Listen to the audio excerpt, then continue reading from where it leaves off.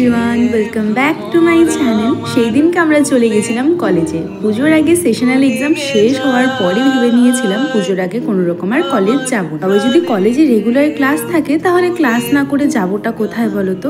College যাওয়ার আগে সেই দিনকে চলে গেছিলাম আমার বান্ধবীর বাড়ি একটু আড্ডা দিতে, আর টুকিটাকি কিছু কাজও ছিল সেগুলো করতে। সত্যি কথা বলতে এই বন্ধু বান্ধবদের গ্রুপটা যে একেবারে নতুন পেয়েছি তা কিন্তু একদমই নয়।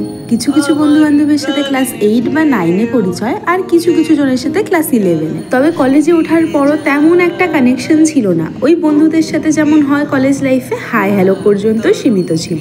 তবে চোখের নিমেষেই যে কখন কলেজ লাইফে 2 বছর কাটিয়ে ফেলেছি সত্যি বুঝতে পারিনি। প্রায় কলেজ জীবনে 1.5 বছর পেরিয়ে যাওয়ার পর আবার সেই পুরনো বন্ধু বান্ধবদের সাথে কানেকশনটা বেশি হয়, বা বন্ধুত্বটা আবার বেড়ে যায় বলতে পারো। আর বন্ধুত্ব যেখানে বাড়বে সেখানে তো হাসি মজা একটু বেশি হবেই, তাই না? যা কাজ ছিল সেই সব আমরা করে এই এক টোটোতে 6 জন উঠে যাচ্ছি এখন আমরা কলেজ। এই দৃশ্য দেখে না আমার স্কুল লাইফের কথা ভীষণ মনে পড়ছিল, কারণ যখন স্কুলে পড়তাম তখন ঠিক এইভাবে আমরা 6 জন এক টোটোতে করে যেতাম, আর প্রায় রোজ ঝগড়া লাগতো কে উল্টো পাশে বসবে কে সোজা দিকে বসবে। যাই হোক, সেই সব স্মৃতিকে একটু এখন পিছিয়েই রাখা যাক। এবার চলে এসেছি আমরা কলেজে। কালকে যেহেতু বিশ্বকর্মা পুজো, তাই আজকে কলেজে এসেছি যদি টুকিটাকি কোনো কাজ থাকে সেগুলোই করতে। এরই মধ্যে চোখ পড়লো আমাদের ল্যাবরেটরি রুমটার দিকে। ভীষণ নোংরা আর অগোছালো হয়ে পড়েছিল, তাই ভাবলাম কাল যেহেতু পুজো আজকে একটু পরিষ্কার করে রেখে যাই। তাই সবাই নিজের আসল রূপে চলে এসছে। আর এদিকে আমাদের কাণ্ড দেখো, কলেজে তো সেই রকম কোনো কাপড়ের খোঁজ পাওয়া যাবে না, তাই এখানে একটা পেয়ে গেছিলাম কালার ব্রাশ। সেটা দিয়ে আমরা এই ফ্লোরটাকে পরিষ্কার করছিলাম। ফ্লোর বা টেবিল যেটাই বলি না কেন।